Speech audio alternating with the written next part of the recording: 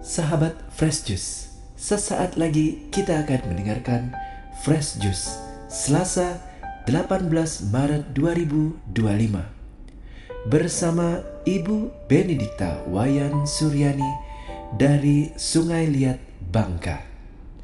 Selamat mendengarkan.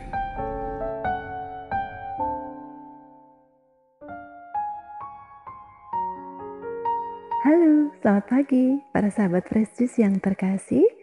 Saya sangat bersyukur pagi hari ini boleh kembali menemani para sahabat sekalian untuk bersama-sama mendengarkan dan merenungkan firman Tuhan yang akan diambil dari Injil Matius bab 23 ayat 1 sampai dengan 12. Mari kita dengarkan bersama-sama. Inilah Injil suci menurut Matius. Dimuliakanlah Tuhan. Sekali peristiwa, berkatalah Yesus kepada orang banyak dan murid-muridnya, ahli-ahli Taurat dan orang-orang Farisi telah menduduki kursi Musa. Sebab itu, turutilah dan lakukanlah segala sesuatu yang mereka ajarkan kepadamu. Tetapi, janganlah kamu turuti perbuatan mereka, karena mereka mengajarkan tetapi tidak melakukannya. Mereka mengingat-ingat beban berat, lalu meletakkannya di atas bahu orang, tetapi mereka sendiri tidak mau menyentuhnya. Semua pekerjaan yang mereka lakukan hanya dimaksud supaya dilihat orang. Mereka memakai tali sembahyang yang lebar dan jumbai yang panjang. Mereka suka duduk di tempat terhormat dalam perjamuan dan di tempat terdepan di rumah ibadat. Mereka suka menerima penghormatan di pasar dan suka dipanggil rabi. Tetapi kamu, janganlah suka disebut rabi, karena hanya satulah rabimu, dan kamu semua adalah saudara. Dan janganlah kamu menyebut siapapun bapa di bumi ini, karena hanya satulah Bapamu, yaitu Dia yang di surga. Janganlah pula kamu disebut pemimpin, karena hanya satu pemimpinmu, yaitu Kristus. Siapapun yang terbesar di antara kamu, hendaklah ia menjadi pelayanmu.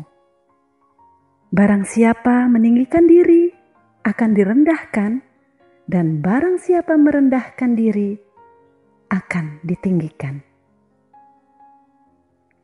Demikianlah sabda Tuhan, terpujilah Kristus. Para sahabat Fresh Juice yang terkasih, saat ini saya sedang berada di Kompleks Peziarahan Taman Bintang Samudra yang berada di Paroki Sungai Liat, Kabupaten Bangka, Keuskupan Pangkal Pinang. Kami saat ini berada di Jalan Salib perhentian yang ke-12, di mana ada 3 salib besar dan ada patung Tuhan Yesus di salib yang di tengah-tengah. Dan ini adalah puncak tertinggi dari kompleks peziarahan ini. Untuk sampai ke sini, kami harus melalui jalan setapak yang mendaki, cukup melelahkan dan sungguh-sungguh membawa suasana pertobatan dalam jalan salib semakin terasa. Para sahabat yang terkasih, di hari-hari ini, masa Prapaskah ini, kita kembali diingatkan untuk senantiasa setia memikul salib hidup kita masing-masing.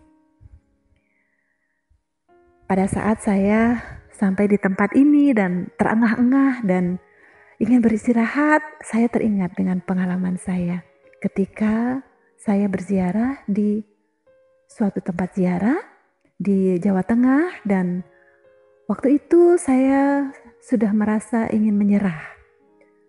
Tuhan, sudahlah, saya tidak kuat lagi, saya mau berhenti saja. Tetapi suatu pemandangan yang luar biasa hadir di depan saya. Seorang ibu tua dengan membawa sebuah beban yang besar seperti karung atau keranjang yang besar sekali berisi rumput, dan ibu itu berjalan pelan-pelan mendaki kira-kira berapa puluh meter di depan saya. Saya sudah berpikir mungkin ibu ini akan berhenti untuk istirahat karena besar sekali bebannya, pasti berat, dan dia membungkuk sambil berjalan. Tapi yang terjadi adalah ibu itu tidak berhenti. Dia berjalan terus sedikit demi sedikit, seolah-olah alam semesta mengajarkan kepada saya dan bilang, lihat, ibu ini tidak berhenti. Masa kamu mau berhenti dan menyerah? Aduh, saya langsung terpukul sekali dan merasa tertohok. Dan saya kira itulah yang ingin Tuhan sampaikan kepada saya pada saat ziarah saya itu. Beban dan salib hidup tidak ada yang tidak berat. Dan semua orang harus memikulnya. Para sahabat yang terkasih, hari ini kita mendengarkan lagi firman Tuhan yang meminta kita semua, anak-anaknya, untuk berjuang selalu dalam mencapai kerendahan hati. Sebuah permintaan yang tentu tidak mudah di tengah-tengah dunia kita yang sekarang ini. Penuh persaingan, segala sesuatu berjalan dengan sangat cepat, dan semua orang berlomba-lomba untuk mencapai yang paling puncak, yang paling tinggi, menjadi yang terbaik. Bahkan menghalalkan segala cara. Lantas di mana kerendahan ini mendapat tempat? Para sahabat yang terkasih, seorang imam pernah berkata kepada saya, dan itu juga tidak pernah saya lupakan hingga hari ini.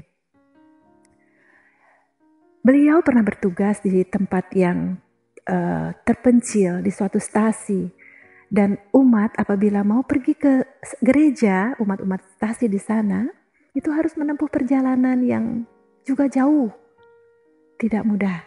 Termasuk ada seorang nenek. Nenek ini berjalan jauh dari kampungnya untuk sampai di gereja stasi. Pada saat itu, Sang Romo bertanya, Nenek rumahnya jauh sekali. Tetap setia ya datang misa kalau ada Romo pelayanan di sini. Nenek itu menjawab, Romo, rumah saya tidak jauh. Lebih jauh Tuhan Yesus. Dari surga turun ke bumi. Jawaban sederhana ibu itu sangat membekas di hati sang imam dan juga di hati saya. Keteguhan hati dan kesetiaan untuk menjalani apa yang harus dijalani sebagai murid-murid Tuhan dengan penuh semangat dan juga kerendahan hati, itu ternyata bisa dilakukan. Sesuatu yang berat belum tentu berarti tidak bisa. Bisa, meskipun itu berat. Para sahabat yang terkasih, kadang-kadang rendah hati itu melelahkan. Rendah hati itu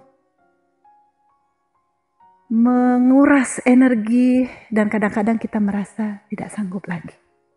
Tetapi ingatlah, kita memiliki seorang teladan yang luar biasa. Tuhan jauh-jauh turun dari surga untuk memberi kita contoh bagaimana harus menjalankan tugas perutusan kita di dunia ini. Menjalani peziarahan kita, terutama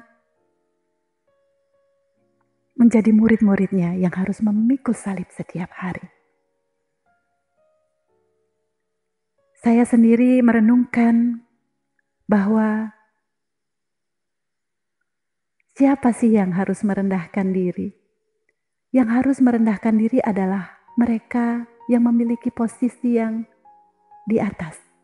Karena kalau posisinya sudah di bawah, dia tidak bisa rendah lagi, dia sudah di bawah. Bagaimana mau merendahkan diri? Tetapi mereka yang harus merendahkan diri adalah mereka yang berada di atas. Para sahabat, kita adalah pribadi-pribadi yang telah diangkat Tuhan menjadi anak-anaknya. Kita diangkat dari kelemahan, segala keterbatasan kita sebagai manusia yang berdosa. Kita diangkat menjadi anak-anaknya. Posisi kita sebagai anak-anak Allah, menuntut juga upaya supaya kita mampu merendahkan diri, menjadi terang di antara sesama dan semua saja yang Tuhan hadirkan dalam hidup kita.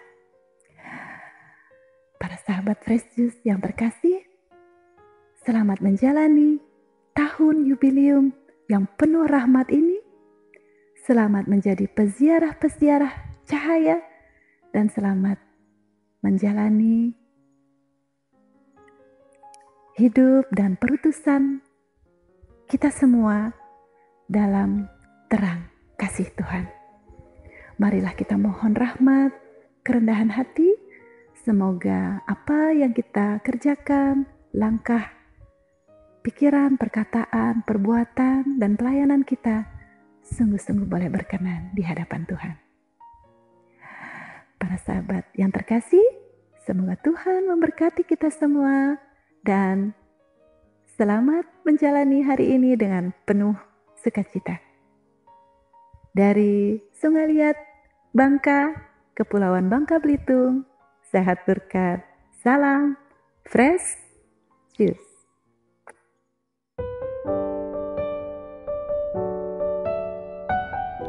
Sahabat Fresh Juice, kita baru saja mendengarkan Fresh Juice Selasa 18 Maret 2025. Saya Yofi Setiawan beserta segenap tim Fresh Juice mengucapkan terima kasih kepada Ibu Benedikta Wayan Suryani untuk renungannya pada hari ini. Sampai berjumpa kembali dalam Fresh Juice edisi selanjutnya. Tetap semangat, jaga kesehatan, dan salam Fresh Juice.